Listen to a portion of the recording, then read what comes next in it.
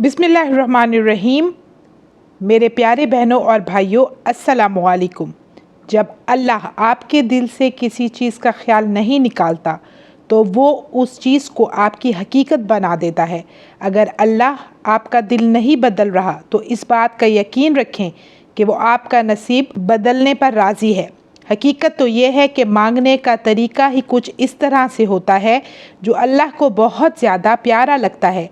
फिर वो जुल जलाल ये चाहता है कि बार बार उस मांगने वाले की पुकार सुने और इसी वजह से वो रहीम व करीम ज़ात दुआ की कबूलियत में ताख़ीर कर देता है। अगर अल्लाह इस चीज़ को, दुआ को आपके दिलो दिमाग से नहीं निकाल रहा होता तो इसका मतलब साफ ज़ाहिर है। इसका मतलब ये है कि आपकी दुआ सुनी जा चुकी है, आपकी दुआ कबूल हो गई है।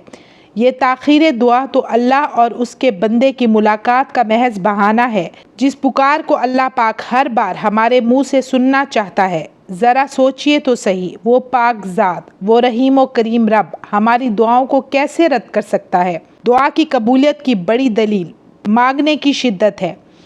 हमारा दुआ को मुस्तकिल मांगना ही हमारा मुकद्दर बदल देता है। ये बात जान ले कि जब अल्लाह को हमारे मांगने की अदा पसंद आ जाती है तभी तो वो हमें उस चीज़ को देने में ताख़ीर कर देता है ताकि हम वो चीज़ बार बार उस रब से मांगते रहें, बार बार उसको पुकारते रहें। दरअसल हम कुन का सफ़र तय कर रहे होते हैं। ये जुस्तजू जो हमारे दिल में है और इसको हासिल करने के लिए जो सफ़र हम तय करते हैं वो कुन का सफ़र है। कभी कभी ऐसा भी होता है कि हम मांग मांग कर थक चुके होते हैं, कभी पूरा उम्मीद हो जाते हैं और कभी ना उम्मीद भी होते हैं।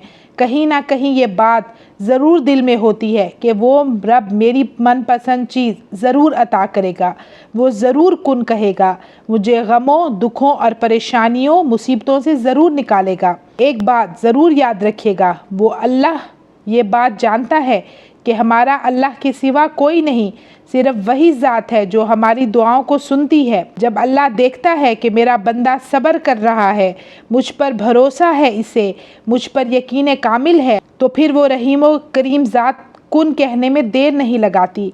जान लें कि हमारे रास्ते की मंजिल कुन है, बस हमें भटकना नहीं है, रुकना नहीं है, उससे मांगना छोड़ना नहीं है, चलते जाना है, बस अल्लाह पर तवक्कल रख कर चलते जाना है, इस यकीन के साथ कि हमारा अल्लाह हमें जहाँ ले जा रहा है बेहतरीन है, सब बेहतर से बेहतरीन होगा। बस अल्लाह पर यकीन कामिल होना चाहिए।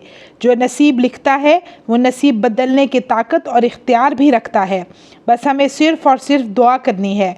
फिर देखिएगा कि कैसे हमारी आंखों के सामने हमारे नसीब के दरवाज़े खुल जाते हैं।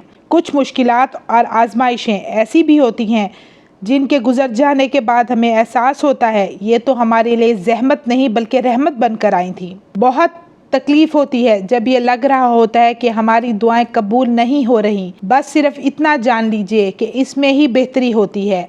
हमें सिर्फ़ और सिर्फ अपने रब पर तवक्कल और भरोसा रखना चाहिए।